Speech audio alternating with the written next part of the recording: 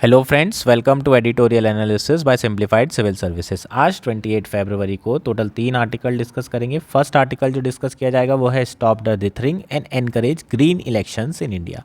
Basically ये article green election के ऊपर है। प्री और मेंस दोनों के पर्सपेक्टिव से इंपॉर्टेंट है, लेकिन मेंस के पर्सपेक्टिव से बहुत हाईली इंपॉर्टेंट है। एक मेंस का क्वेश्चन प्रिपेयर करेंगे।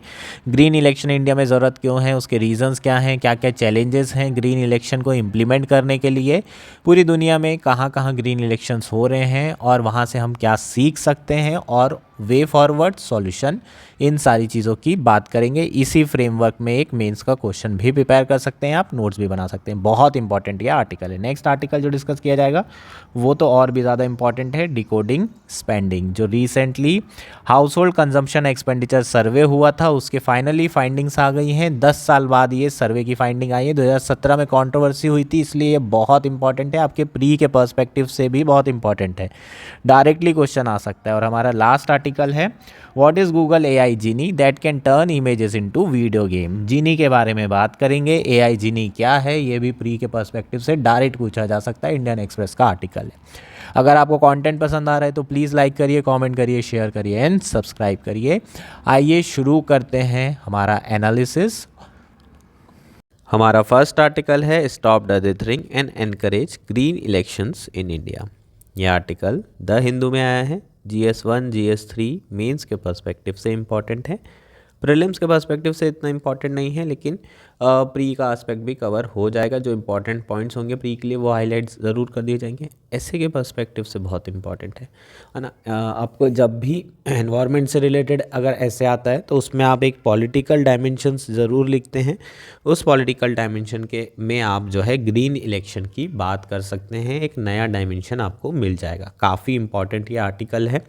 आर्टिकल है क्या, इसकी हेडिंग क्या कह रही है? Stop the dithering. डिथरिंग का मतलब होता है टू हेजिटेट। ठीक, हमें हेजिटेशन बंद करने की ज़रूरत है और ग्रीन इलेक्शन इन इंडिया को एनकरेज करने की ज़रूरत है। तो बेसिकली इस आर्टिकल में हम लोगों ने अलग अलग क्वेश्चन के फॉर्म में चीज़ें पढ़ेंगे। जैसे कि सबसे पहले इंडिया को ग्रीन इलेक्शन की ज़रूरत है, आखिर क्यों ज़रूरत है, उसके रीजंस क्या हैं। नेक्स्ट है चैलेंजेस। अगर ज़रूरत है, रीज़न क्या है, तो क्या चैलेंजेस होंगे इंडिया के लिए अगर वो ग्रीन इलेक्शन को इम्प्लीमेंट करता है। उसके अलावा सक्सेसफुल एग्जांपल्स क्या हैं पूरी दुनिया में जहाँ पर इलेक्शंस हो रहे हैं। और लास्ट में सॉल्यूशन डिस्कस किया जाएगा। तो इसी जो है फ्रेमवर्क में पढ़ेंगे और इसी तरीके से आप नोट्स भी बना सकते हैं। इसी तरीके से एक मेंस का क्वेश्चन भी जो है प्रिपेयर किया जा सकता है। ठीक, शुरू करते हैं आर्टिकल, समझते हैं कि इंडिया में ग्रीन इलेक्शन क्यों होना चाहिए। सबसे पहले यहाँ से शुरुआत करते हैं। Amidst the climate crisis, shifting to sustainable practices across every sphere of human activities has become inevitable and urgent। अगर हम देखें तो क्लाइमेट क्राइसिस के मध्य में है पूरी दुनिया, और अगर आप ऐसे भी देखें तो मेजॉरिटी कंट्रीज़ में डेमोक्रेसी है। तो इलेक्शन एक ऐसा जो है स्फीयर है जो कि अभी तक के ओवरलुक्ड रहा है। एनवायरमेंटल फ्रेंडली प्रैक्टिसेस इसमें नहीं की जा रही है, सस्टेनेबल मैनेजमेंट प्रैक्टिसेस इसमें फॉलो नहीं की जा रही है। तो ऑब्वियसली जब आप क्राइसिस के बीच में हैं तो ऐसी कोई प्रैक्टिस नहीं होना चाहिए जो ह्यूमन एक्टिविटी के अराउंड हो और सस्टेनेबल ना हो रही हो। इसलिए हमें इलेक्शन को भी सस्टेनेबिलिटी की तरफ मूव करना पड़ेगा। हमें गो ग्रीन होना पड़ेगा इलेक्शन के रिस्पेक्ट में बात करें तो। 2023 में ahead of assembly election in 5 states, election commission of India voiced its concern over the environmental risk associated with the use of non biodegradable material in election। पिछले साल जब 5 राज्यों के चुनाव हो रहे थे तब जो है इलेक्शन कमीशन ऑफ इंडिया ने अपनी जो वॉइस है उसे रेस किया था और कंसर्न रेस किया था कि यार बहुत ज़्यादा नॉन बायोडिग्रेडेबल वेस्ट जो है इन इलेक्शन कैंपेन्स में या फिर इन इलेक्शन को कंडक्ट कराने में क्या होता है, प्रोड्यूस होता है। और ये चिंता जो है इलेक्शन कमीशन 1999 से कर रहा है। अभी ऐसा नहीं कि पहली बार कंसर्न रेस की, 1999 से ये चीज़ें कंसर्न रेस कर रहा है। पॉलिटिकल पार्टीज़ और कैंडिडेट्स को कह रहा है कि आप लोग अवॉइड करिए प्लास्टिक पॉलीथीन का यूज़ करना for election material during an election campaign. ठीक, तो इलेक्शन कमीशन ऑफ इंडिया काफ़ी समय से छोटी छोटी चीज़ें और कंसर्न रेस कर रहा था 90s में, है ना। और अब ये बहुत बड़ी चीज़ हो चुकी क्योंकि हम अब क्लाइमेट क्राइसिस के माध्यम में बहुत ज़्यादा ड्रॉट हो रहा है, बहुत ज़्यादा फ्लड आ रहा है। तो कहीं ना कहीं ये जो क्लाइमेट चेंज हो रहा है उसका एक बहुत बड़ा रीज़न क्या है, जो पॉल्यूशन है वो बहुत बड़ा रीज़न है। तो उसी के लिए हम चाहते हैं कि इलेक्शन भी अब जो है एनवायरमेंटल फ्रेंडली होने चाहिए। ठीक, तो चूंकि कार्बन फुटप्रिंट बहुत ज़्यादा होता है इलेक्शन का, इसलिए there is a need for eco friendly election. Recently Sri Lanka और इस्टोनिया ऐसी कंट्री है जहां पर इलेक्शंस जो है इको फ्रेंडली एनवायरनमेंट फ्रेंडली करने की कोशिश की गई। चूँकि इंडिया दुनिया की सबसे पॉपुलस डेमोक्रेसी है, largest democracy in the world है, तो आप समझ सकते हो कि यहाँ पर जो कार्बन फुटप्रिंट होगा वो कितना ज़्यादा होगा।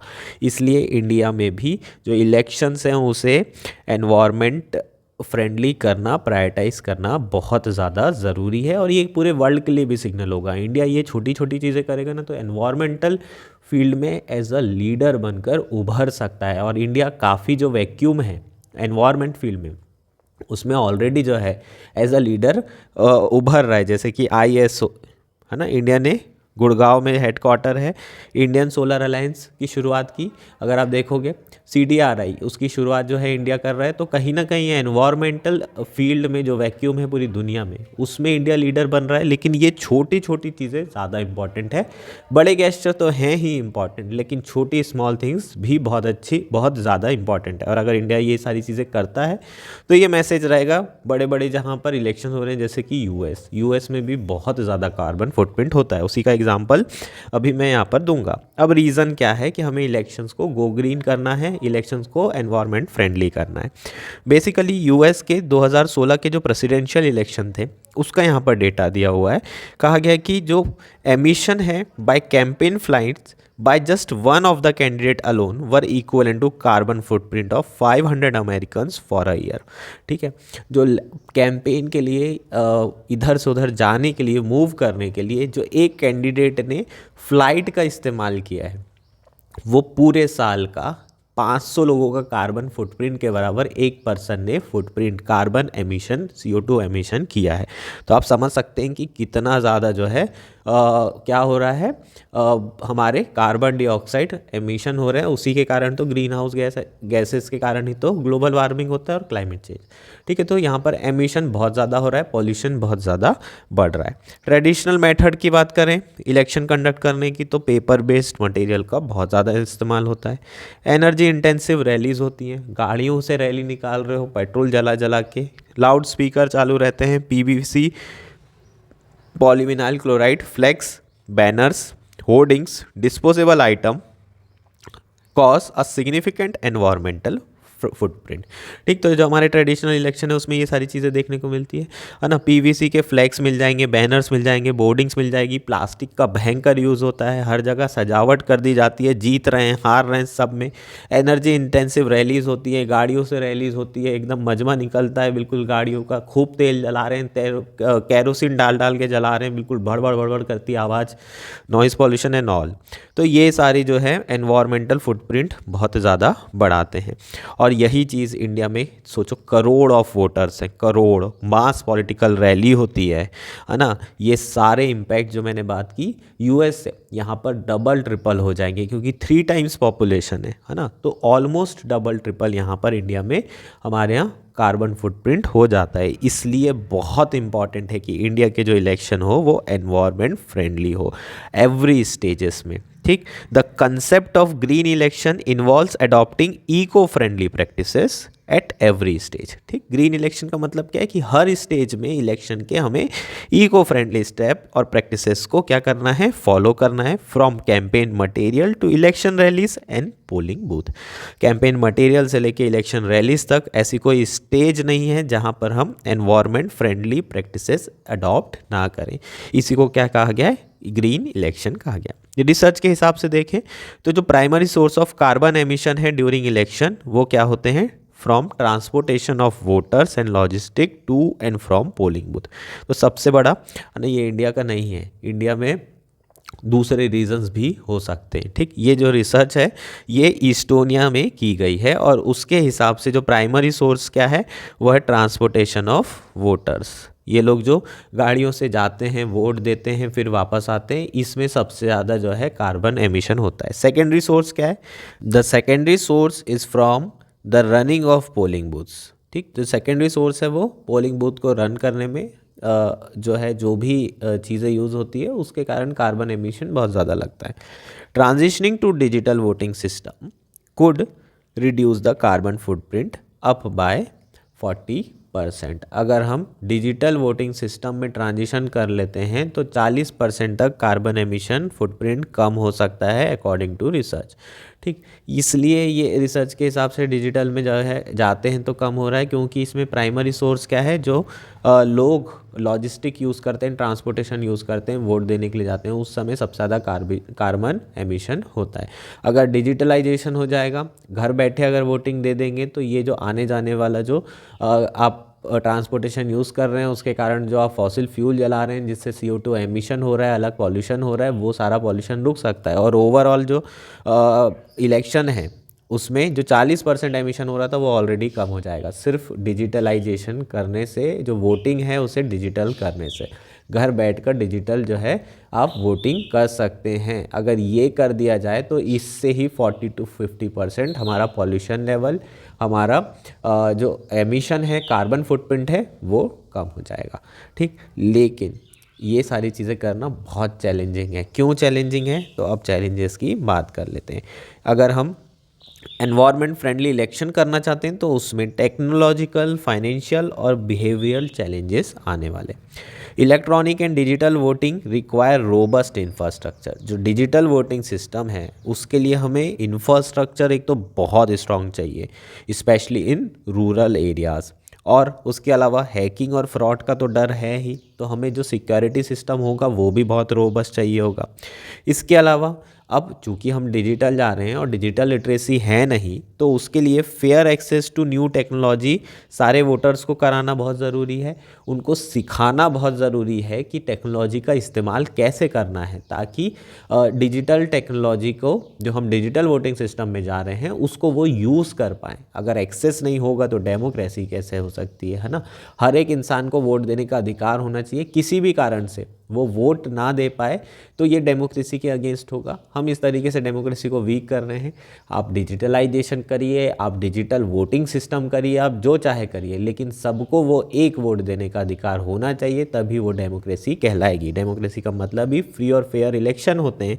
तो दूसरा जो सबसे बड़ा चैलेंज होगा वो फेयर इलेक्शन का होगा, फ्रॉड का हो सकता है और हैकिंग का हो सकता है। तो हमें रोबस्ट इंफ्रास्ट्रक्चर चाहिए होगा। इसके लिए अनदर हर्डल क्या होगा, ट्रेनिंग ऑफिशियल्स करना पड़ेगा, है ना। जो भी ऑफिशियल्स हैं उसे ट्रेन करेंगे, उनको पहले सिखाएंगे कि कैसे होगा डिजिटल वोटिंग, उसके बाद फिर वो लोगों को सिखा पाएंगे।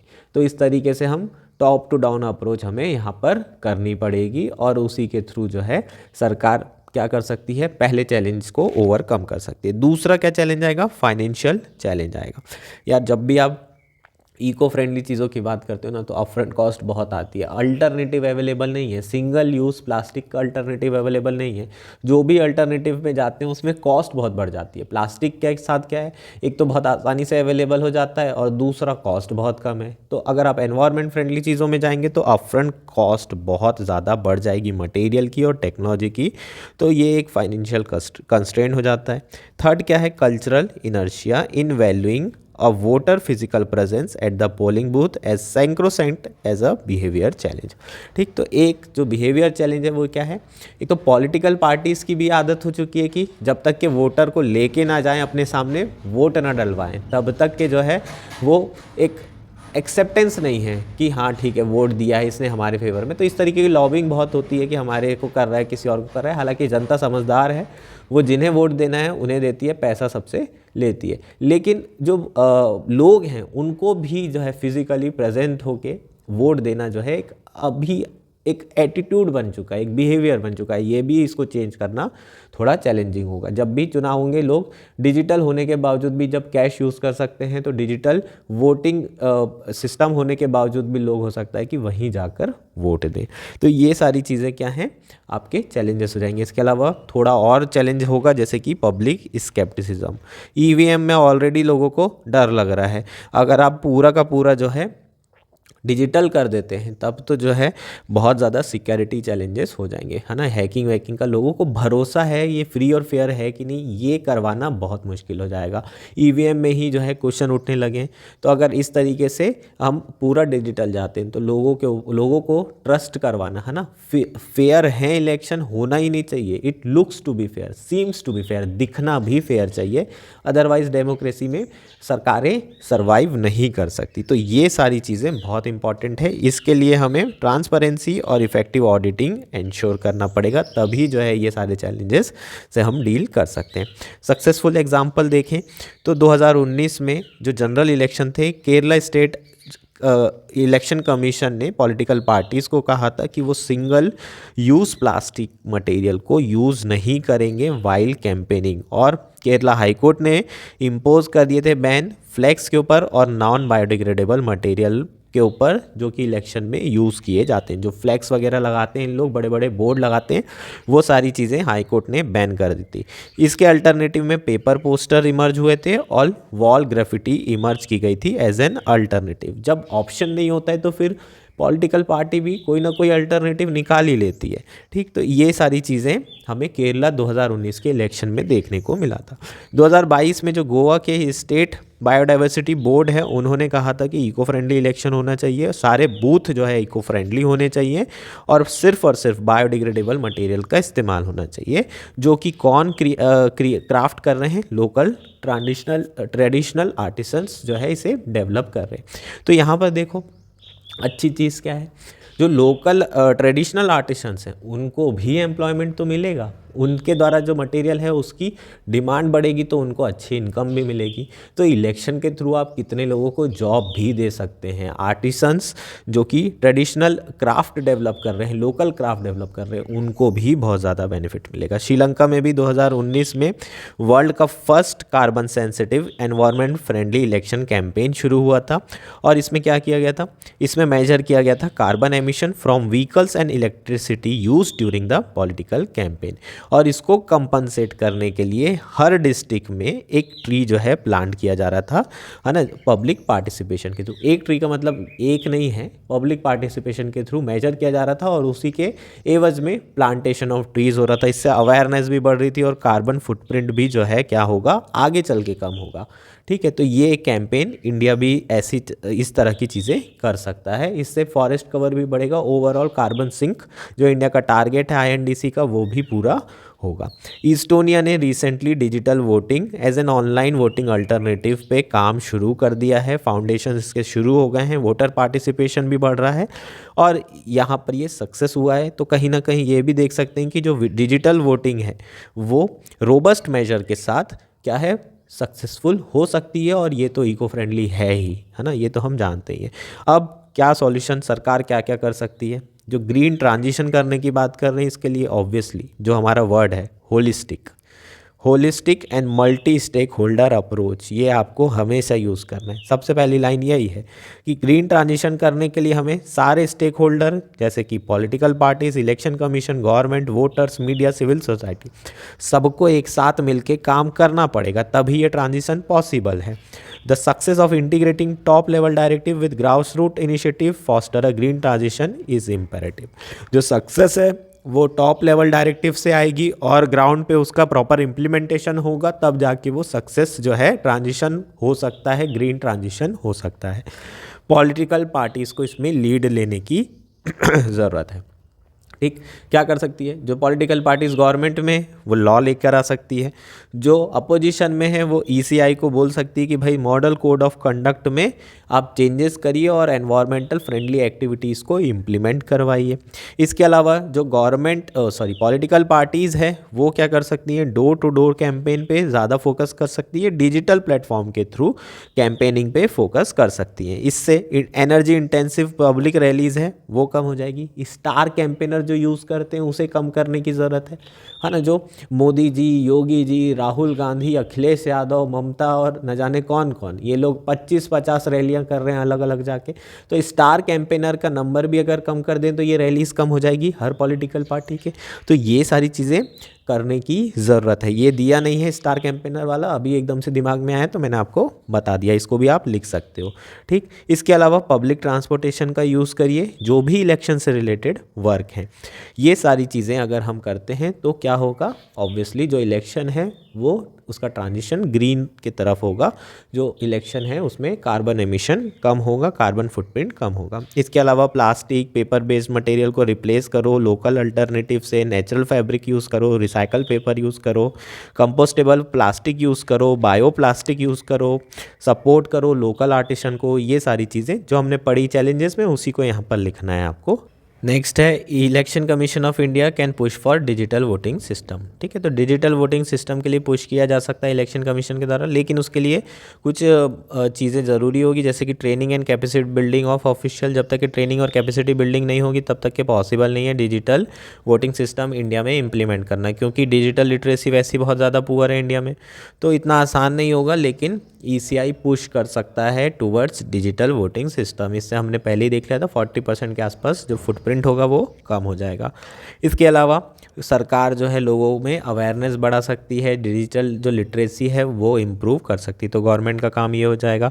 सिविल सोसाइटी भी इंडिविजुअल लेवल पर अवेयरनेस बढ़ा सकती है, जैसे कि पब्लिक ट्रांसपोर्ट का इस्तेमाल करें जब भी वोट देने जाएं, इस तरीके की चीज़ें civil society as a catalyst काम कर सकती है। और यहाँ पर मीडिया के क्रूशियल रोल की भी बात की गई है, जिसमें वो बता सकते हैं कि जो इलेक्शन हो रहे हैं कन्वेंशनल मेथड से उसमें कितना ज़्यादा जो है एनवायरनमेंट को नुकसान हो रहा है, कार्बन फुटप्रिंट कितना ज़्यादा बढ़ रहा है, और अल्टरनेटिव जो ग्रीन इलेक्शन है उसके क्या बेनिफिट हैं। हालांकि इंडियन मीडिया से कुछ भी जो है आप उम्मीद रखें बिल्कुल सही नहीं है। इस लेवल इस समय में जो इंडियन मीडिया का स्तर है वो एकदम अपने निचले स्तरों में से एक है। ठीक, तो ये सारी चीज़ें जो है आप कर सकते हैं, एज अ सॉल्यूशन लिख सकते हैं आप। तो ये हमारा आर्टिकल था, होपफुली ये आर्टिकल आपको क्लियर हो गया होगा, समझ में आ गया होगा। नेक्स्ट आर्टिकल है डिकोडिंग स्पेंडिंग। ये आर्टिकल द हिंदू में आया है। GS3 मेंस के पर्सपेक्टिव से बहुत इंपॉर्टेंट है, प्रीलिम्स के पर्सपेक्टिव से भी बहुत इंपॉर्टेंट है। बेसिकली जो आर्टिकल है वो डेटा बेस्ड और इन्फॉर्मेशन बेस्ड आर्टिकल है। इसे मेंस में आप यूज़ कर सकते हैं, ऐसे में यूज़ कर सकते हैं। प्रीलिम्स के पर्सपेक्टिव से इसलिए इंपॉर्टेंट है क्योंकि डायरेक्ट क्वेश्चन आ सकता है। क्यों आ सकता है? क्योंकि बड़ी मेजर कंट्रोवर्सी रही है इस डेटा से। ये कंजम्पशन एक्सपेंडिचर डेटा है, बहुत इंपॉर्टेंट डेटा है, और इसके पीछे की कंट्रोवर्सी आपको पता होगी। अगर नहीं पता है तो मैं अभी आपको बता देता हूँ। फाइनली मिनिस्ट्री ऑफ स्टैटिक्स ने जो फाइंडिंग है हाउस होल्ड कंजम्पशन एक्सपेंडिचर सर्वे की, जो कि 22 अगस्त 2022 अगस्त और जुलाई 2023 के बीच में हुआ था सर्वे, उसकी फाइंडिंग्स को रिलीज़ कर दिया गया है। लास्ट जो डेटा आया था वो 2011-12 का है, जब UPA की सरकार थी। ऐसा नहीं है कि NDA में डेटा नहीं आया है। हर 5 साल में NSSO का काम रहता है सर्वे करना और उसका डेटा रिलीज़ करना, और उसने किया भी था। 2017-18 में सिमिलर डेटा आया था कंजम्पशन से रिलेटेड, लेकिन चूंकि ये डेटा जो है बहुत गवर्नमेंट के अगेंस्ट में था। उसमें लिखा था कि 40 साल में जो कंजम्पशन एक्सपेंडिचर है वो अपने लोवेस्ट लेवल पर है। इस तरह की डेटा लीक होने के बाद रिपोर्ट आई थी, तो NSO का जो चेयरमैन है, मेंबर है, उनको रिज़ाइन करना पड़ा था या सरकार ने निकाल दिया था, और सरकार ने ये रिपोर्ट को पब्लिश ही नहीं किया। क्यों? क्योंकि वो घबरा गई कि भाई ऐसे कैसे हो सकता है, ये डेटा तो आ ही नहीं सकता, हम इतना अच्छा काम कर रहे हैं, और अगर ये डेटा इलेक्शन के पहले आएगा तो चुनाव भी तो दिक्कत हो सकती है। हालांकि मोदी जी को हराना इतना आसान नहीं है डेटा वेटा से, पर स्टिल 2017-18 का ये जो डेटा था उसे सरकार ने जंक में डाल दिया। अब नया डेटा आया है और सरकार बहुत खुश है, उसे रिलीज़ कर रही है। डेटा आपको मानना है तो आप मानिए, नहीं मानना है तो मत मानिए, ये आपका पर्सनल है, लेकिन ये डेटा सरकारी है और आपको इसे यूज़ करना ही पड़ेगा अपने आंसर्स में। ठीक, भले ही आप जो है अपने कंसर्न अपने प्राइवेट रखिए कि आपको डेटा से सेटिस्फेक्शन नहीं है, सरकार ने ऐसा किया था पिछले बार, आप जो मन में रखना चाहें रख सकते हैं, लेकिन डेटा आप इस्तेमाल करेंगे क्योंकि सरकार ने इसे पब्लिश कर दिया है। डेटा क्या है अभी उसकी बात करेंगे, ये कंट्रोवर्सी हो गई। ठीक, तो फाइनली जो डेटा है उसमें भी थोड़ा सा हमें ये सोचना पड़ेगा कि ये डेटा जो है आया है वो पेंडेमिक के बाद आया है, तो जो कंजम्पशन है ना, वो थोड़ा सा ज़्यादा दिखाई दे सकता है। क्यों दे सकता है? पेंट अप डिमांड के कारण। ये पेंट अप डिमांड वर्ड सुना था क्या? इकोनॉमिक सर्वे में बहुत आया था, बहुत ज़्यादा। मान लो कि बहुत समय तक के अगर कोई कंजम्पशन एक्टिविटीज़ बंद हो जाए ड्यू टू लॉकडाउन ऐसा हो गया था, बंद हो गई थी कंजम्पशन एक्टिविटीज़। जैसी चीज़ें ओपन होती है एकदम से डिमांड बढ़ती हुई दिखती है, सारी स्पेंडिंग, कंजम्पशन स्पेंडिंग हमें बहुत ज़्यादा, क्योंकि बहुत समय से सेविंग होती है, रखी रहती है, आप कंजम्पशन बिल्कुल नहीं कर पा रहे हैं, तो ये पेंट अप डिमांड कहलाती है। जब सडनली किसी एक्टिविटी के कारण आप बहुत समय तक के कंजम्पशन नहीं करें और जैसे ही वो एक्टिविटी ख़त्म होती है, लॉकडाउन ख़त्म होता है, वैसे ही आप जो है डिमांड एकदम से, कंजम्पशन एकदम से बढ़ा देते हैं, उसे पेंट अप डिमांड कहते हैं। तो जो रीसेंट सर्वे है वो जो है हमें थोड़ा सा गलत भी क्या कर सकता है, इशारा कर सकता है, क्योंकि पेंट अप डिमांड बहुत चल रही थी जिस बीच में ये सर्वे हुआ था, क्योंकि कंजम्पशन बहुत ज़्यादा बड़ी थी, क्योंकि 2 साल तक कंजम्पशन नहीं हुई थी। तो इसलिए हमें ये थोड़ा सा गड़बड़ भी क्या कर सकता है, रिजल्ट दे सकता है। तो इस चश्मे से देखेंगे, इस नज़रिए से देखेंगे, ऐसा आर्टिकल में कहा गया है। अब फाइंडिंग्स क्या है ये देख लेते हैं।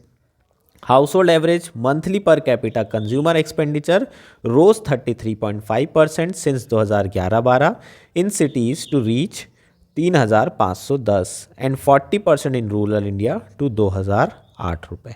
ठीक, तो पिछले 10 सालों में अगर आप देखेंगे तो हाउस होल्ड की monthly per capita consumer expenditure कितना बड़ा है, 33% बड़ा है, जो कि कितना हो गया है, 3,500। एक अर्बन एरिया में रहने वाला आदमी 3,500 रुपये क्या कर रहा है, खर्चा कर रहा है, और वहीं रूरल में रहने वाला आदमी एक पर्सन 2,000 रुपये अपने ऊपर हर महीना खर्चा कर रहा है। ये हमारा क्या है, कंजम्पशन एक्सपेंडिचर। अब कंजम्पशन एक्सपेंडिचर इतना इंपॉर्टेंट क्यों है, कंज्यूमर एक्सपेंडिचर इतना इंपॉर्टेंट क्यों है? जीडीपी याद है क्या? 3 मेथड याद है क्या?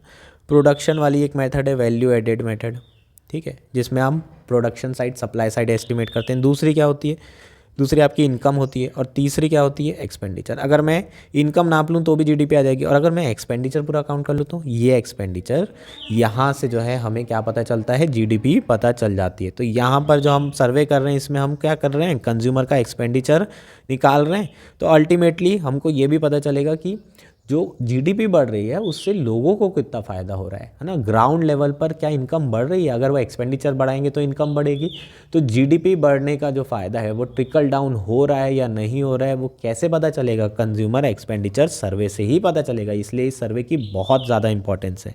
दूसरा पॉवर्टी है, पॉवर्टी भी पता चलेगी ना यार। अगर मान लो कि विलेज लेवल पर, रूरल एरियाज़ में अगर एक्सपेंडिचर बढ़ रहा है, इसका मतलब क्या हो जाएगा, पर कैपिटा एक्सपेंडिचर बढ़ने से ये हो जाएगा कि ज़्यादातर जो रूरल एरिया में वो वहाँ पर इक्वलिटी ज़्यादा है, क्योंकि गरीबी बटी हुई है, बहुत कम लोग हैं जहाँ वहाँ पर जो कि बहुत ज़्यादा जो है एक्सपेंडिचर करते हैं। ठीक, तो गरीबी बटी हुई है, तो अगर रूरल एरिया में एक्सपेंडिचर बढ़ता है तो इसका मतलब ट्रिकल डाउन हो रहा है, जीडीपी जो बढ़ रही है वो ग्राउंड लेवल पर भी लोगों को बेनिफिट दे रही है, उनकी इनकम बढ़ रही है। तो ये सर्वे ये सारी चीज़ें बताता है। गवर्नमेंट क्या बोल रही है कि भाई देखो, एक्सपेंडिचर पिछले 10 सालों में ज़बरदस्त बढ़ा है और उसमें हमारी सरकार का बहुत बड़ा योगदान है। इससे इनइक्वालिटी भी कम हुई है और पॉवर्टी लेवल में जो लोग थे वो भी उससे बाहर आए हैं, इनकम बहुत ज़्यादा बढ़ी है। लेकिन अगर आप देखो तो कितना परसेंट बढ़ा है, 35% के हिसाब से देखें तो एक साल का कितना हो जाएगा, 3.5%। अब 7% तो इन्फ्लेशन है और तुम्हारी 3% इनकम बढ़ रही है, तो 3.5% तो वो नेगेटिव में है। ओवरऑल अगर देखें तो, ओवरऑल अगर देखो तो कितना, 5% तो इन्फ्लेशन है एनडीए में। ये तो नहीं बोल सकते कि 3% या 2% है, 5% इन्फ्लेशन है और 3.5% अगर इनकम बढ़ रही है तो 1.5% तो कम ही बढ़ रही है ना इन्फ्लेशन के हिसाब से। तो भी लोगों की ओवरऑल अगर देखोगे तो रियल इनकम तो कम ही होगी। तो कहाँ अच्छा हो रहा है, तो भले ही ओवरऑल एब्सोल्यूट नंबर अच्छा हो रहा है, लेकिन अगर आप रियल इनकम की बात करें, इन्फ्लेशन एडजस्टेड इनकम की बात करें, तो अभी भी जो है बहुत ज़्यादा जो है राइज हमें देखने को नहीं मिल रहा है। रूरल एरिया में 4% के आसपास जो है ये इनकम इंक्रीज ज़रूर हो रही है, लेकिन 4.5-5% तो इन्फ्लेशन है। तो इसलिए हम लोग ये जो गवर्नमेंट इन्फर कर रही है वो इन्फर नहीं कर सकते। इसके अलावा भी अगर देखें तो जब तक के पूरा डेटा नहीं आ जाता तब तक के इस तरीके से इन्फ्रेंस करना इतना आसान नहीं होगा। पेंट अप डिमांड तो ऑलरेडी है। इसके अलावा सरकार जो है बहुत ज़्यादा अनाज दे रही है, अगर उस अनाज का अगर आप ऐड भी कर लो तो भी जो है बहुत ज़्यादा फ़र्क नहीं पड़ रहा है। 2,054 रुपये है एक पर्सन का, जो कि कंजम्पशन एक्सपेंडिचर में आ रहा है रूरल एरियाज़ में, और 3,544 है अर्बन पीपल का कंजम्पशन एक्सपेंडिचर। अगर जो फूड की वैल्यू है उसे भी हम ऐड कर ले, जो गरीब कल्याण योजना के अंदर सरकार फ्री दे रही है। तो ऐसा सच बहुत ज़्यादा नहीं है, लेकिन एक चीज़ अच्छी देखने को मिली है, जो फूड का कंजम्पशन है, स्पेंडिंग, वो काफ़ी कम हो गई है और अदर चीज़ों में स्पेंडिंग बढ़ चुकी है। उसका एक बहुत बड़ा रीज़न है कि सरकार जो फूड है वो फ्री कर दिया है। ठीक, तो ये बहुत अच्छी चीज़ है कि लोग अदर चीज़ों में खर्चा कर रहे हैं, उससे डिमांड ओवरऑल बहुत ज़्यादा बढ़ेगी इंडस्ट्रियल सेक्टर की, और इंडस्ट्रियल सेक्टर की डिमांड बढ़ेगी तो मैन्युफैक्चरिंग इंप्रूव होगी, और मैन्युफैक्चरिंग इंप्रूव होगी तो एग्रीकल्चर से लोगों को शिफ्ट किया जा सकता है कहाँ पर, इंडस्ट्रियल एक्टिविटीज़ में, क्योंकि यहाँ एम्प्लॉयमेंट बढ़ेगा, प्रोडक्शन बढ़ेगा, जीडीपी बढ़ेगी। समझ में आ रहा है? तो अभी बाकी जो डेटा है वो आ जाए, उसके बाद हम प्रॉपरली सारी चीज़ें इन्फर करेंगे। ये फर्स्ट जो एस्टिमेट्स आए हैं उसके हिसाब से सारी चीज़ें थी। होपफुली ये चीज़ें कंसेप्ट आपको क्लियर हो गया। हमारा लास्ट आर्टिकल है what is Google AI genie that can turn images into video games. यह आर्टिकल इंडियन एक्सप्रेस में आया है, GS3 साइंस एंड टेक्नोलॉजी से रिलेटेड है, जनरेटिव एआई से रिलेटेड है। ठीक, तो मेंस में आप इसे यूज़ कर सकते हैं एज एन एग्जांपल, पर एज सच डायरेक्ट क्वेश्चन नहीं पूछा जाएगा। जनरेटिव एआई के ऊपर क्वेश्चन आ सकता है ना, उसके इम्पैक्ट के ऊपर क्वेश्चन आ सकता है, उसमें आप ये एज एन एग्जांपल यूज़ कर सकते हैं। प्रीलिम्स में डायरेक्ट आएगा यार, 2024 में हो सकता है आपको पूछ ले, एआई के ऊपर पूछ ले, जनरेटिव एआई के ऊपर क्वेश्चन आ जाए, उसकी प्रोग्रेस के ऊपर क्वेश्चन आ जाए, और डायरेक्टली एआई जीनी है क्या ये पूछ ले, कुछ भी पूछ सकते हैं प्रीलिम्स में। तो प्री के लिए बहुत इंपॉर्टेंट है। शुरू करते हैं आर्टिकल। रिसेंटली जो गूगल का एआई वेंचर है डीप माइंड, उन्होंने जीनी इंट्रोड्यूस किया है। जीनी है क्या? A new generative AI model that can create interactive video games from just a text और इमेज प्रॉम्प्ट। केवल आपने टेक्स्ट लिख दिया इनपुट में या फिर एक इमेज डाल दी, इससे पूरा का पूरा एक वीडियो गेम तैयार करता है ये जनरेटिव एआई मॉडल। ठीक, जनरेटिव एआई मॉडल के और एग्जांपल क्या हैं यार? गूगल का ही बता दो एक आध। जेमिनी, जो रिसेंटली बार्ड था उसे जेमिनी कर दिया गया है। ये क्या है? लैंग्वेज मॉडल है। इसमें आप अपने कोई भी क्वेश्चन पूछ सकते हो, कोई भी आंसर्स ये आप जो है टेक्स्ट के थ्रू पूछ सकते हैं, ये आपको देता है। चैट जीपीटी है ना, चैट जीपीटी भी जानते हो, ओपन एआई का चैट जीपीटी है। ठीक, ये सब क्या है? आपके जनरेटिव एआई के एप्लीकेशंस हैं। ठीक, तो नई एप्लीकेशन डेवलप की है किसने? गूगल के एआई वेंचर डीप माइंड ने, जिसका नाम क्या है? जीनी, जिसके थ्रू हम नया वीडियो गेम क्रिएट कर सकते हैं केवल इमेज और कुछ टेक्स्ट डाल करके। The Genie can generate these games without prior training on game mechanics which are essentially rules that make up the game. Genie जो है ये गेम्स बना सकते हैं without training on game mechanics. ये बहुत इंपॉर्टेंट पॉइंट है। गेम मैकेनिक्स मतलब गेम्स के क्या क्या रूल्स हैं उसको पढ़े बिना, उसको आप डालें ना डालें इससे कोई फ़र्क नहीं पड़ता, आपने सिर्फ एक फ़ोटो डाल दी उसके हिसाब से वो पूरा का पूरा एक वीडियो गेम और जितने भी गेम मैकेनिक्स होगा खुद से डेवलप कर लेगा। ये सबसे इसकी खास बात है। क्या खास बात है इसकी? कि it can generate an endless variety of playable world from synthetic images, photographs and even sketches.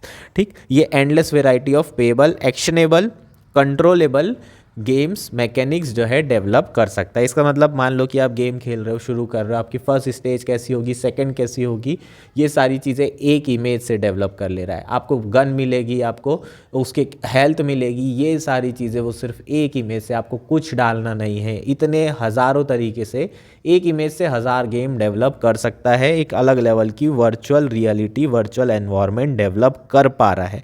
ठीक, तो ये सब करने के लिए ऑब्वियसली उसको डेटा चाहिए होगा, तो डेटा तो चाहिए ही होगा। वो डेटा कहाँ मिलता है? इंटरनेट में। इंटरनेट में जितने भी वीडियो गेम्स हैं उससे रिलेटेड वीडियोज़ हैं, उसको वो क्या करेगा? रीड करेगा और अपने आप वही डेटा को यूज़ करेगा और एक नई रियलिटी डेवलप करेगा। अच्छी चीज़ क्या है इसके साथ? कि इसका जो ट्रेनिंग है वो अनसुपरवाइज्ड मैनर में हो रही है। ऐसा नहीं है कि इनको सर्टेन वीडियो ही डाला जा रहा है। जितने इंटरनेट में वीडियोज़ हैं ये अपने हिसाब से क्या कर सकते हैं? उसे सर्च कर सकते हैं और अपने आप को ट्रेन कर सकते हैं, उसका डेटा यूज़ कर सकते हैं। ये सबसे इम्पॉर्टेंट इसकी स्पेशलिटी है, सबसे इम्पॉर्टेंट ये जो है क्या है? पॉइंट है आपके लिए प्रीलिम्स में। ठीक, तो बेसिकली ये एक सिंगल इमेज से कई सारे गेम्स डेवलप कर सकता है, अलग अलग एक्शनेबल कंट्रोल्स डाल करके भी, नए नए रूल्स बनाकर भी ये सारी चीज़ें कर सकता है। आपको इवन रूल्स भी डालने की ज़रूरत नहीं है और यही इसका सबसे मेजर क्या है? बेनिफिट है। ठीक, तो होपफुली ये सारी चीज़ें आपको समझ में आ गई होगी। ये हमारा क्या था? आर्टिकल था। एक और आर्टिकल है, लास्ट है, वो एकदम दो तीन चीज़ें उसमें इंपॉर्टेंट है, बस वो बता देता हूँ। Burden of power.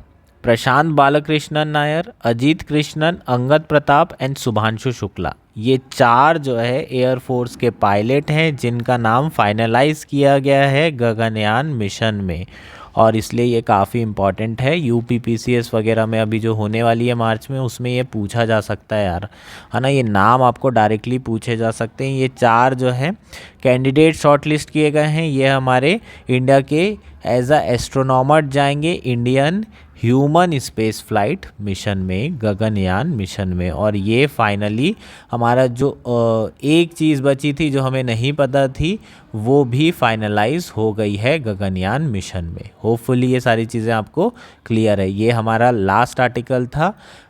That's it for today. Thank you and enjoy your day.